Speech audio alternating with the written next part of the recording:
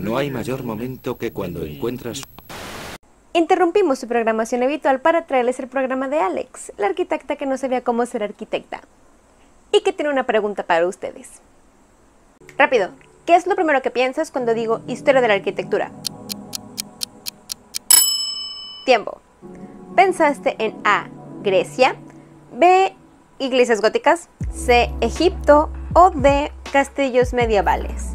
Obviamente, estas opciones no son absolutas, pero son la de mayor probabilidad. Hace poco leí algo que me puso a pensar en dónde podríamos comenzar a hablar de la historia de la arquitectura, e inmediatamente pensé en Grecia, y yo sé que a lo mejor muchos de ustedes también. Escuchamos historia de la arquitectura y enseguida pensamos en películas como Troya o 300, ¿no? O pensamos en el Partenón, o en las dunas, o pensamos en las pirámides egipcias. Si pensaste en Grecia, estás algo lejos. Si pensaste en Egipto, no estás tan perdido. Si pensaste en México precolombino, si pensaste en América, estás muy perdido. Yo pensé en Grecia, la verdad, porque se nos enseña que Grecia es la cuna de la civilización, donde nace el hombre moderno. Y Grecia es el lugar de la primera vez de muchas cosas, pero definitivamente no es la cuna de la arquitectura como tal. De hecho, tengo varios libros de historia de la arquitectura, pero la mayoría empiezan puntualmente desde la época clásica. Muy pocos de los que tengo comienzan desde el Medio Oriente o las primeras civilizaciones, pero descubrí que esto va más para atrás y aunque la verdad parezca muy obvio, yo no lo había captado y pues bueno, me hizo pensar. Ok, contexto. Hace unas semanas estaba aburrida y quería algo nuevo que leer. Entonces recordé que mi mamá me regaló una enciclopedia de la historia del arte, que la verdad casi nunca pelo, y dije, bueno, algo voy a aprender. Agarré el primer tomo que comienza a hablar desde la época prehistórica, y estaba leyendo el capítulo acerca de la época paleolítica. Ay, suena tan pretencioso, pero bueno, es la verdad. Estaba leyendo el capítulo de la época paleolítica y llegué a un subtítulo que se llama Ordenación del espacio habitable. Y mi investigación fue tal que me dio material para este video. Indagué en la historia del ser humano y me fui lo más atrás que pude, que sería entre 200.000 y 150.000 años atrás, cuando el humano moderno dejó África y exploró el mundo y lo pobló. Así es, hablaremos de prehistoria, época paleolítica. Alex, qué flojera, ¿por qué me haces esto? Porque esta etapa es crucial para el inicio de la arquitectura y para el arte en general. Y necesito contarles mi travesía para que entiendan mi punto. La época paleolítica, según eruditos, científicos, paleontólogos y mi enciclopedia de la historia del arte, abarca muchísimo, desde 2.3 millones de años hasta 80.000 años antes de Cristo. Y como es tan extensa, está dividida en tres partes: la inferior, la media y la superior. Pero nosotros nos centraremos parcialmente en la segunda y tercera. Entonces, 80.000 años antes de Cristo, Paleolítico Medio, África. Debo decir que no me voy a meter en cuestiones de clasificación de especies evolutivas, porque pues, yo sé que varias especies evolutivas convivieron al mismo tiempo, pero yo solamente me voy a centrar en la historia del arte y el Homo sapiens, porque al final fue la raza que prevaleció y ahora estamos aquí todos presentes. Ahora sí, 80.000 años antes de Cristo, época paleolítica media, África, Homo sapiens. Plantemos el año, época que sea, no importa en qué punto de la historia de la humanidad nos encontremos, el hombre necesita del clima para sobrevivir. Punto. Y en el 80.000 a.C., a pesar del ingenio del humano premoderno, estaban a punto de extinguirse por falta de alimento y resguardo. Debían salir de África, pero por el norte solamente estaba el desierto de Sahara y se dice que en ese entonces era aún más brutal de lo que es hoy en día. No iban a sobrevivir. Hay muchas teorías e hipótesis y discrepancias y opiniones divididas acerca de lo que pasó en aquel entonces, ¿no? Las decisiones que se tomaron para llegar a este punto. Una de las teorías más aceptadas, una de tantas que es como muchos defienden, es que antes el humano vivía como en pequeñas comunidades, pero al final el gen más fuerte, el que prevaleció, fue el que sus descendientes directos serían los que al final poblarían la tierra. Pero bueno, en ese entonces todo parecía perdido porque las comunidades una a una iban sucumbiendo. Pero recordemos que en ese entonces la tierra era diferente y el nivel del mar era más bajo. Y así nuestros antepasados vieron la oportunidad de cruzar desde Sudáfrica hacia Yemen a través de un estrecho de agua. Y pues como el hombre es punk por naturaleza, cruzó. Este viaje marcaría la diferencia en la historia de la humanidad, pues este desplazamiento significó la supervivencia del hombre moderno y su primer paso para conquistar la tierra. Como el hombre era nómada, no se preocupaba mucho por el sentido de pertenencia o no sentía la necesidad de dejar un legado. Como quiera, eso en los siguientes 40.000 años cambiaría. El hombre moderno comenzó a formar grupos o comunidades para ir a explorar más allá. Supongamos que somos un gran grupo A, ¿ok? Pero pues estamos creciendo, somos muchos, los recursos eventualmente se terminarán. Entonces decidimos explorar más allá para ver dónde hay más fertilidad en la tierra o frutos, lo que quieran, ¿no? Entonces lo que hacemos es dividirnos en tres. El grupo A se queda donde está, el grupo B y C se dirigen en direcciones contrarias para descubrir qué hay más allá y cuando encuentren otro lugar donde asentarse, alguien de cada grupo va a volver para avisar a los otros grupos y así, en caso de que necesitemos desplazarnos, saber hacia dónde dirigirnos. Algo así como la película de Moana, más o menos. De esta manera logró cruzar y descubrir nuevos lugares en Asia. Después descubrirían Australia y mucho tiempo después Europa. Y aquí, en el 40.000 a.C., comienza la etapa paleolítica superior. Esta se diferencia de las otras por los grandes avances sociales e intelectuales que sufrió la especie. Entre ellas, seguramente la más importante es la manifestación de las primeras intenciones artísticas. Entre ellas, los primeros pasitos de la arquitectura, lo que se conoce como la ordenación del espacio habitable. Lo que para nosotros sería sala, comedor, cocina. Y la sala no tiene la misma función que el baño y el baño no se compara con la terraza, no, porque cada área tiene su función. Saludan. Hola, soy un invasor, entré por la ventana. No siento respeto por nada. Ándale, come. Más allá de tener una sala bonita o mucho espacio para recibir a la visita, o un patio con su asador y no sé qué, ¿cuál es la función principal de una casa? Protección del clima, de los peligros del exterior. Es donde duermes, es donde reposas si estás enfermo, es donde crías a tus hijos, es donde guardas tu ropa y tus pertenencias, ¿no? Tu comida y todas tus cosas personales. Y lo único que podía cumplir con esos requisitos tan básicos eran las cuevas y cavernas. Pero pues no sentíamos un sentido de apropiación, a pesar de que ya eran conocidas en la etapa inferior y media. A lo mucho eran lugares para pasar el peligro o dormir y te ibas. No teníamos una noción de funciones, pero esto cambió cuando empezamos a ser sedentarios. Y lo mismo que nosotros hacemos de llegar y agarrar un terreno y dividirlo en sala, comedor, cocina, hacían lo mismo los Homo sapiens de ese entonces, pero con las cuevas. La dividen en secciones, todo en base a la cacería, porque esa era la base de su sociedad. También en estos lugares comenzó a nacer la idea de campamentos. Esto debido obviamente a tener cierto apego o comodidad.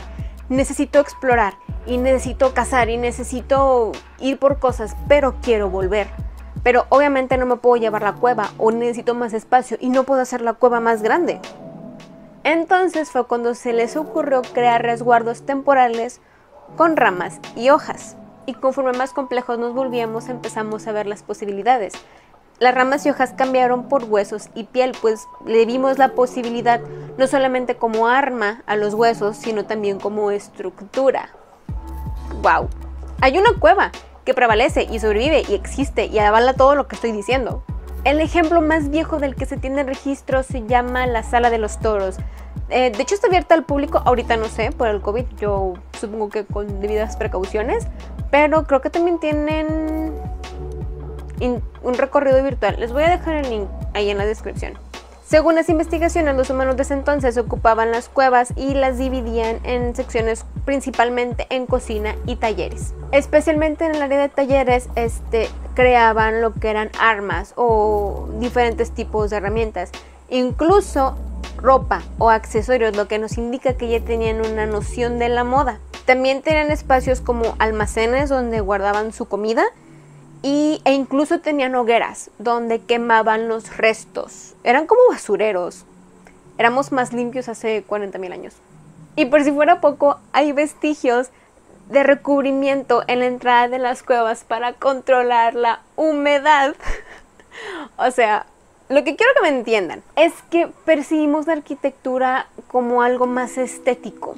Durante mucho tiempo, si no había una intención artística o monumental, si no había ornamentación, no había arquitectura.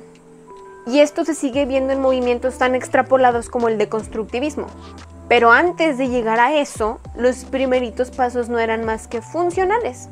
El concepto funcionalista está más asociado a los movimientos modernos, pero su origen está en Grecia. El mismo Walter Gropius tiene su propia célebre frase: Form follows function, o sea, la forma sigue la función. Y este principio sostiene que la forma que debería tener un edificio o un objeto debería estar directamente relacionado a su finalidad o a lo que sea para lo que se vaya a utilizar. Evidentemente antes no diseñábamos nuestras casas, entonces usábamos las cuevas, las adaptábamos a nuestras necesidades básicas. Al igual que los campamentos, no había una intención artística, sino más bien práctica. Pero esta conciencia iría despertando poco a poco. Pero de esto no se pueden hacer más que especulaciones, a mi punto de ver. Las pinturas rupestres, las esculturas, la distribución de una cueva, eso es tangible. Pero tal vez descubrimos el arte de otras formas. Tal vez nuestras primeras intenciones, nuestros primeros descubrimientos tienen que ver más con nuestros cuerpos que con nuestras mentes. Puede que incluso hayamos descubierto primero el canto o el baile, incluso la gastronomía, pero eso no lo podemos saber. Obviamente si tienen una opinión diferente a la mía, son totalmente libres de comentarlo y con gusto debatiremos. Pero de lo que sí hay registro es de otro tipo de talleres. Descubrí algo también muy interesante investigando todo esto. Y pues tiene que ver con todo lo que les estoy contando. Entonces, de Grecia nos vamos a República Checa, donde a las afueras hay una zona arqueológica con el mismo nombre. Fue descubierta en los años 20 por el arqueólogo Karen Aboslon. Puede ser que a alguno de ustedes el nombre le parezca familiar y pues sí, aquí es donde se descubrió la famosa Venus de Dolní Vestonich, algo así. Una estatuilla de terracota con forma de mujer. Esta figurilla no es de las más antiguas, pero fue una de las primeras en ser encontradas en este taller. Y había más, tanto figuras femeninas como figuras que representaban cabezas de distintos animales. Se cree que lo que encontraron fue el taller de un artista. O sea, es que se dan cuenta, no solamente distribuían las cuevas por sala, comedor, cocina, taller, sino que ya incluso tenían un sistema de clasificación, entendían la palabra taller como algo más amplio. A lo mejor no existe la palabra taller, obviamente, pero ya se tenía la idea de que no puedes destinar una sola área para distintas actividades, sino que este taller es para armas, este taller es para ropa y este taller es para hacer figuritas de terracota. Y me parece muy bonito porque son los primeros pasos del arte, ¿no? Es las primeras intenciones del ser humano por ver más allá de su entorno, por tratar de descubrir más allá pasando las necesidades básicas. Y pudo pasar de cualquier forma, ¿no? O sea, los expertos nos pueden decir años, claro que sí, nos pueden decir procedimientos, nos pueden decir materiales, pero no nos pueden decir cómo pasó.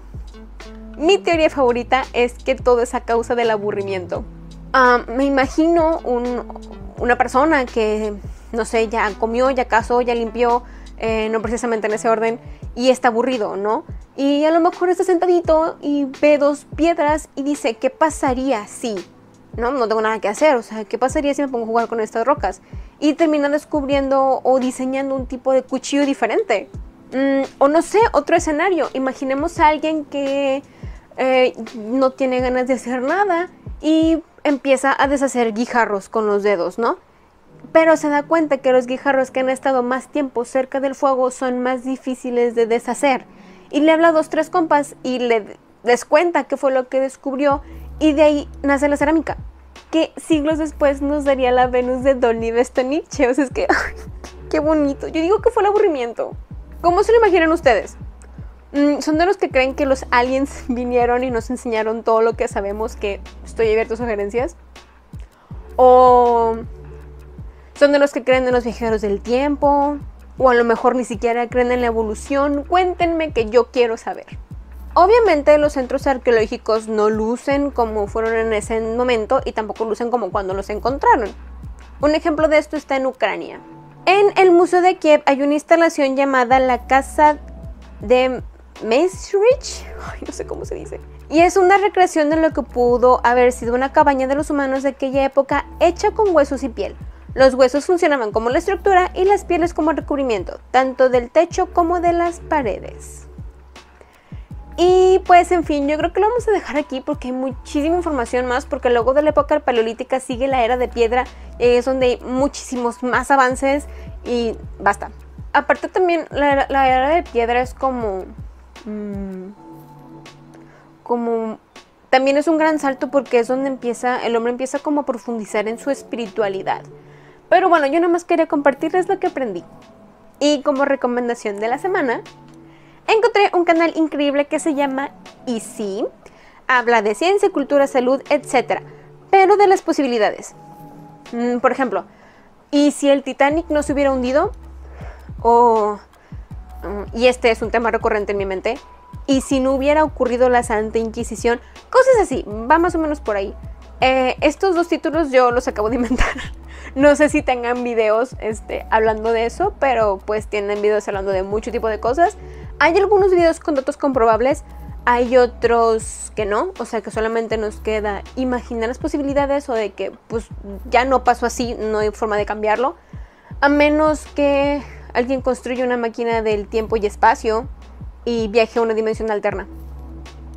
Pues igual me pueden decir si les gustó el canal o no, también es válido. Pues nos vemos luego. Antes de irme quiero presumirles mi playera de Elvis montando un dinosaurio, para darle seriedad al asunto.